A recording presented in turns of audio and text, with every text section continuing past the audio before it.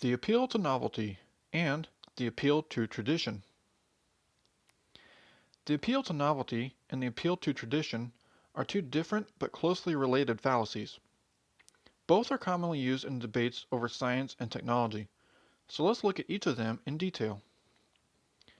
The appeal to novelty is a fallacy in which someone concludes that something is better simply because it is newer. This fallacy is very common in the world of technology, because technology often is better than that of previous generations. But being new does not in itself make it better. A piece of technology is better because it's faster, more powerful, or more energy efficient, not because it's new. The technology graveyard is littered with products that were newer but not better, because they failed to provide any of those improvements in speed or power. For a good example, let's look at the rise of tablet computers. The history of tablets goes back many decades, with numerous tablets being built as early as the 1980s. In fact, there's a patent for a system of handwriting recognition that goes all the way back to the year 1915.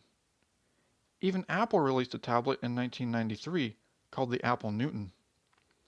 If being new was all that mattered, tablet PCs would have become popular many decades ago, but that is clearly not the case. In fact, tablets have only become popular in the last few years, as they have started offering additional benefits that other computers don't. And what market share they do have has been challenged by more powerful phones that offer even more benefits over tablets. It took much more than novelty to make the tablet succeed. Another example from technology can be seen in software.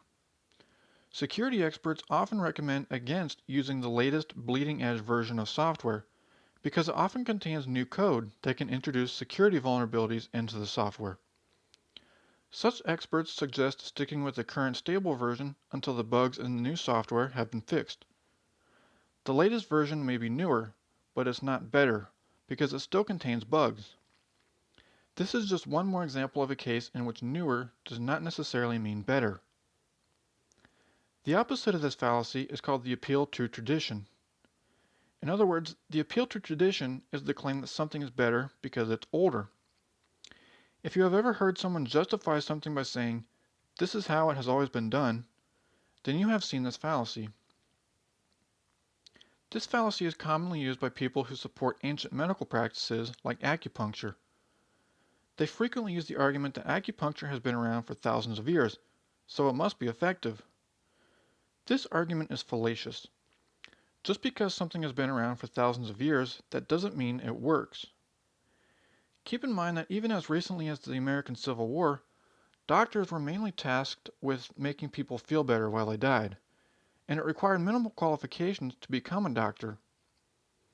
Also, if ancient medicine was so much better, then why has the average life expectancy continued to climb with each generation? Now, the increase in life expectancy is due to a combination of factors, including better sanitation, improvements in agriculture, and more, but more effective medical practices are also on that list. In addition, infant mortality is much lower when modern, evidence-based medicine is available, further disputing the claim that ancient medicine is automatically better. The appeal to tradition is based on the assumption that the old ways of solving a problem were created by someone of exceptional skills or intelligence, and is thus better than anything we can come up with now. That assumption, of course, is not always correct. It might be true that the old ways were developed by very smart and capable people, but that doesn't account for the fact that science and technology are always moving forward. Those old ways might have been the best solution at the time, but new advances often mean there's another, better way to do something. In contrast, the appeal to novelty relies on the assumption that old technology has various shortcomings, and new technology must be better because it accounts for those shortcomings. This is not the case either. As a trivial example, consider furniture. If you're buying new furniture, you first have to define what better actually means. If better just means cheaper, then modern self-assembled furniture might be better. But if you want quality, it is hard to beat something like sturdy, handmade Amish furniture. The precise definition of better is a matter of context and personal preference. For some people, the new way is better. For others, the old way is better.